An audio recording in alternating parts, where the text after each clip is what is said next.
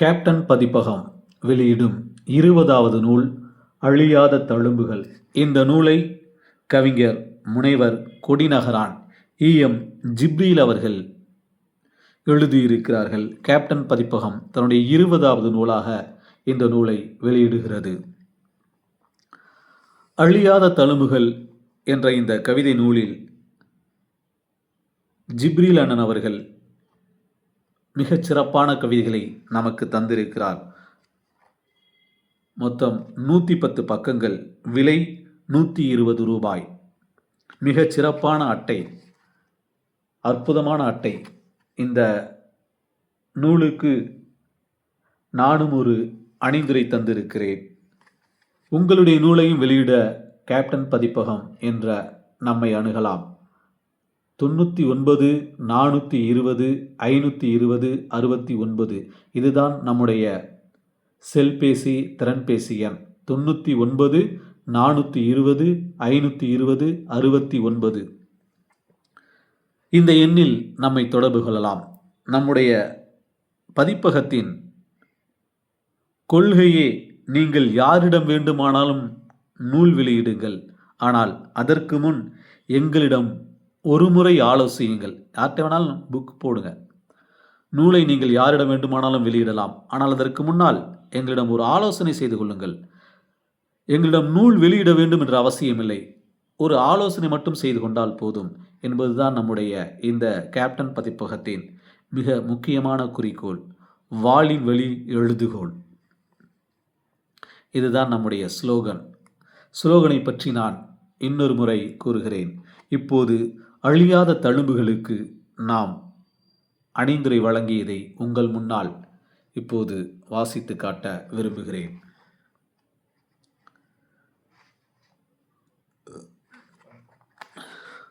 அலையலையாய் கவியலை, அலையலையாய் கவியலை.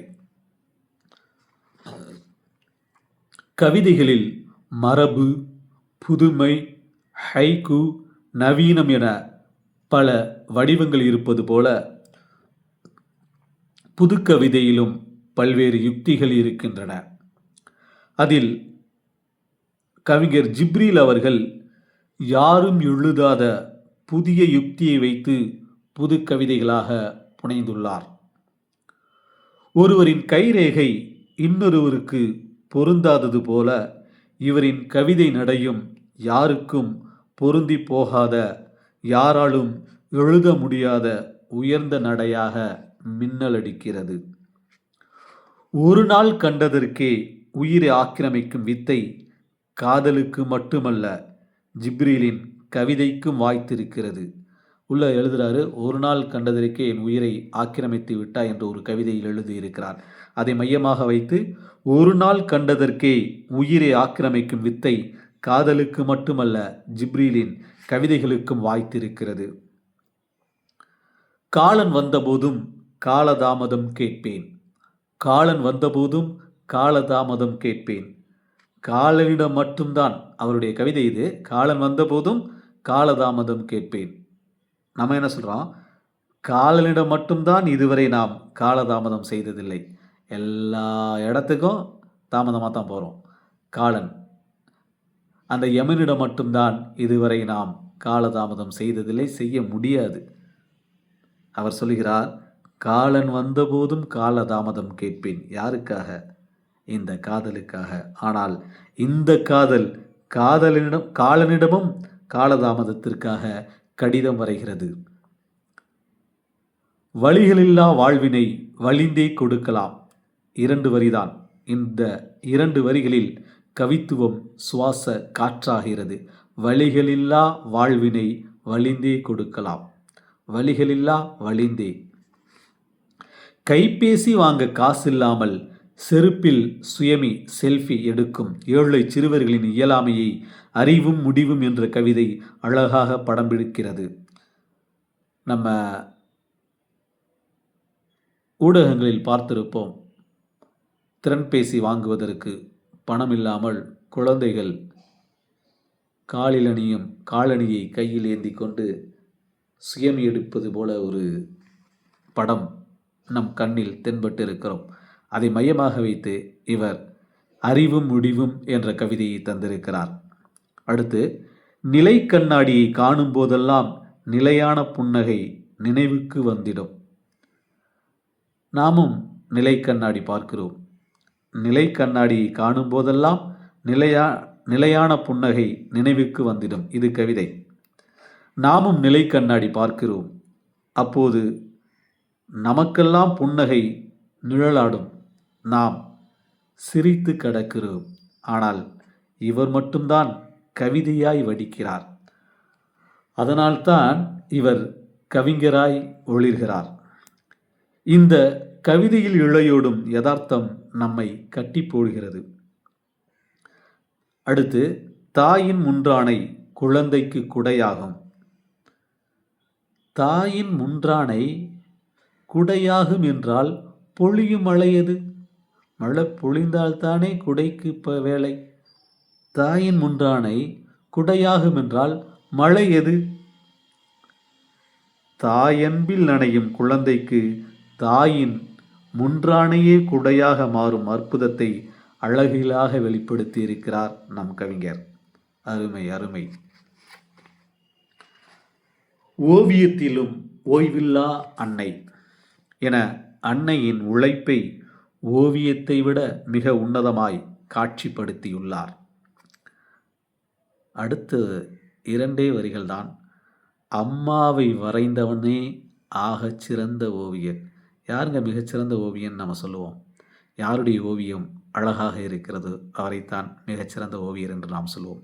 கவிஞர் ஜிப்ரீல் அவர்கள் சொல்கிறார்கள், அம்மாவின் ஓவியத்தை வரைந்தவனே ஆகச் சிறந்த ஓவியன் என்று. ஆஹா ஆஹா ஆஹா! ஆகச் சிறந்த ஓவியனுக்கு இதைவிட வேறு ஆகச் சிறந்த இலக்கணத்தை வேறு எவராலும் சித்தரித்திட முடியாது. அடுத்து, இறுதி வரை சுமை தாங்கும் அம்மாவை உலகறிய சபையறிய உவப்பாக உரைக்கிறேன். உலகறிய சபையறிய உவப்பாக உரைக்கிறேன். உன்னதமாய் குடும்பத்தை சுமப்பவள் அம்மாதான். உலகம் முழுவதற்கும் கேட்கும் அளவில் நான் உறக்கச் சொல்வேன், குடும்பத்தை காப்பவள், குடும்பத்தை சுமப்பவள் அம்மா மட்டும்தான் என்று அழகாக சொல்கிறார். என அம்மாவின் உன்னதத்தை அருமையாக பட்டியலிடுகிறார். அடுத்து, கருவறையில் சுமக்காத தாயாகவே என் அப்பா.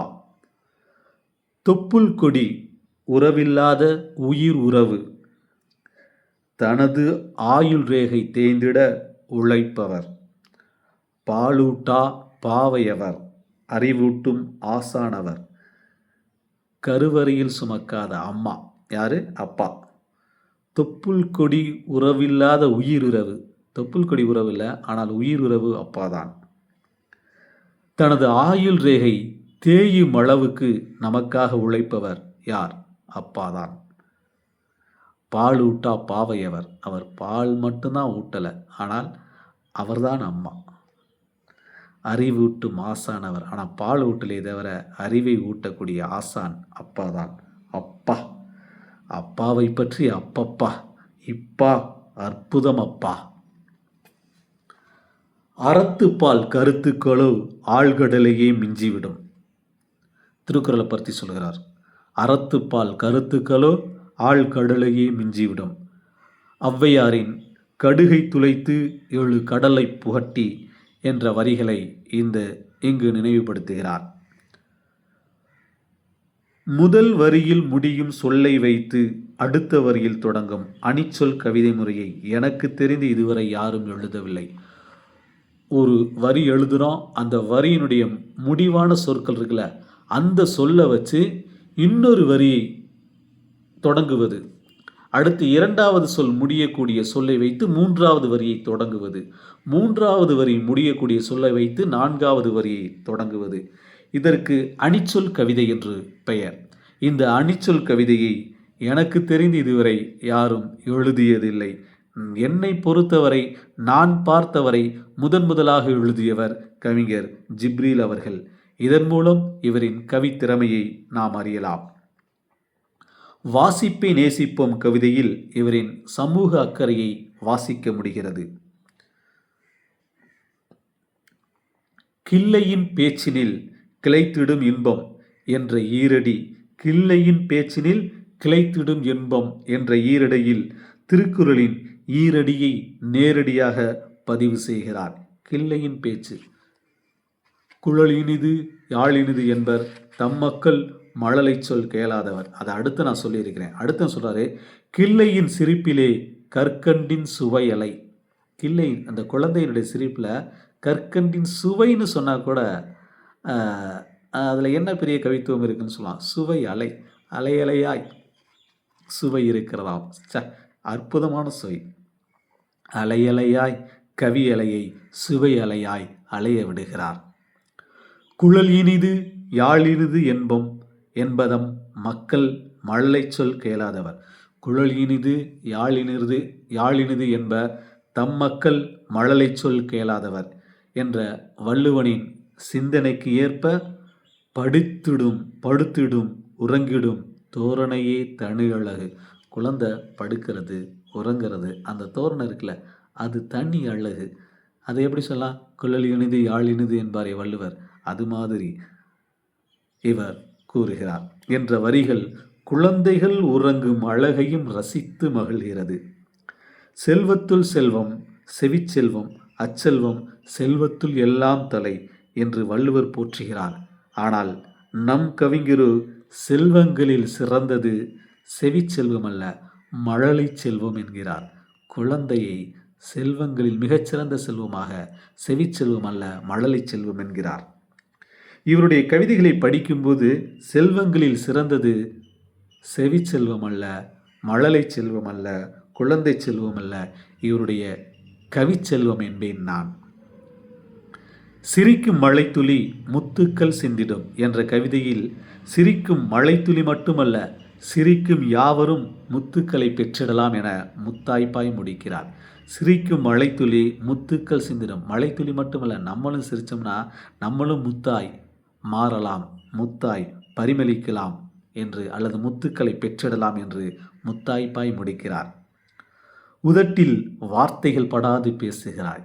இந்த வரியை நான் ரொம்ப ரசித்தேன். உதட்டில் படாமல் பேசுறது அப்படிங்கிறது ஒரு தனி அழகு. அதை ரசிக்கிறது எல்லாராலையும் முடியாது. அது மாதிரி பேசுகிறவங்க இருக்காங்க. அந்த ரசனை எல்லோருக்கும் வாய்த்திடாது, இவருக்கு வாய்த்திருக்கிறது. உதட்டில் படாது பேசும் அழகை பேசிட கவித்துவ ரசனை வேண்டும். என்ன ஒரு ரசனை! இந்த ரசனைக்காக கவிஞர் ஜிப்ரீல் அவர்களுக்கு தங்க மோதிரம் பரிசளிக்க வேண்டும். ஏன்னா அந்த உணர்ச்சி, அந்த உணர்வு இருக்குல்ல, அந்த ரசனை உணர்வு, அது அது அது உணரும் போது தான் அது தெரியும். அதனால தான் தங்க மோதிரம் பரிசளிக்க வேண்டும் என்கிறேன். கல்வி கற்றிடவே எடுக்கும் முயற்சி காலமும் துணை நிற்குமே மகிழ்ச்சி. கல்வி கற்றிட முயற்சி எடுத்தால் காலமும் துணை நிற்கும் என்ற உன்னத தத்துவத்தை உயர்த்தி பிடிக்கிறார். கல்வி கற்றிடவே எடுக்கும் முயற்சி காலமும் துணை நிற்குமே மகிழ்ச்சி. படிப்பதற்காக முயற்சி செய்தால் பிச்சை புகினும் கற்கை நன்றே என்கிறார் ஔவையார். படிப்பதற்காக, கல்வி கற்பதற்காக முயற்சி செய்தால் காலமும் நமக்கு துணை நிற்கும். காலம் என்றால் எல்லா சூழலும் நமக்கு துணையாக, எல்லா உறவுகளும் நட்புகளும் நமக்கு துணையாக அமையும் என்பதை அழகாக கோடிட்டு காட்டுகிறார். தோழியாக நீ இருந்தால் தோல்விகளை ஏற்பேன். தோல்விகளை ஏற்கும் மன வலிமை, அந்த மன வலிமையை கொடுக்கும் தோல்வி கிடைத்தால் எத்தனை தோல்வி, ஒரு தோல்வி அல்ல, எத்தனை தோல்வி வந்தாலும் ஏற்றுக்கொள்ளலாம் என்பதை நாசூக்காக நவில்கிறார். கவிஞர் ஜிப்ரீலின் புது கவிதை ஒவ்வொன்றும் புதிய கோணம், புதிய கருத்து, புதிய நடை என புதிய கவிதையாக மிளிர்கிறது. கவிதை மொழியில் நான் எழுதி பெரும் வரவேற்பை பெற்ற நெருப்பு நிலா என்னும் காவிய நாவலில் தொடரட்டும் என்ற எண்ணத்தில் தொடரும் என்று முடித்திருப்பேன். அந்த நெருப்பு நிலா கடைசி சொல் என்னன்னா தொடரும். நெருப்பு நிலா கடைசி சொல் தொடரும்னு நான் முடிச்சிருப்பேன். ஆனால் இவரோ வெற்றி தொடரும் என்ற இந்த நூலை முடித்திருக்கிறார். ஆனால் இவர் என்ன பண்ணியிருக்காரு? வெற்றி தொடரும். இவருடைய நூலுடைய கடைசி சொல் என்னவாக இருக்கிறது என்றால்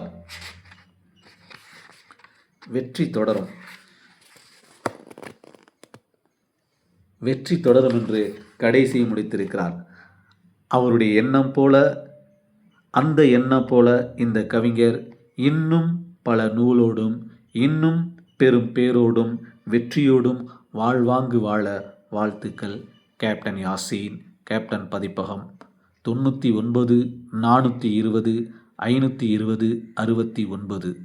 உங்கள் நூலை நீங்கள் வெளியிடலாம். குறைந்த விலையில், நிறைந்த தரத்தில், சிறந்த முறையில் நூல்கள் வெளியிட கேப்டன் பதிப்பகம். அழியாத தழும்புகள் என்ற நூல் உங்களுக்கு வேண்டுமென்றால் கேப்டன் பதிப்பகம், திண்டுக்கல் நீங்கள் தொடர்பு கொள்ளலாம். 99 420 520 69. மிக்க நன்றி.